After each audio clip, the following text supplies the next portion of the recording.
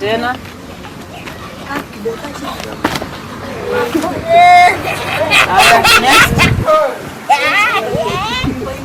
Huyo anaitwa Junior.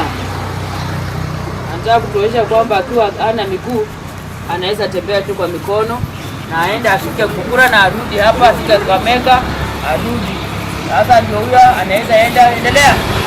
Anaweza endelea afike huko arudi, aende Kukura arudi, Butere ndio huyo anaelekea. Atafika hata Butere tena arudi. Tena aanza kurudi tena tuone sasa. Rudi tena. Huyo anaitwa Junior. Junior wa gymnastics. Makofi kwa Junior. Haya.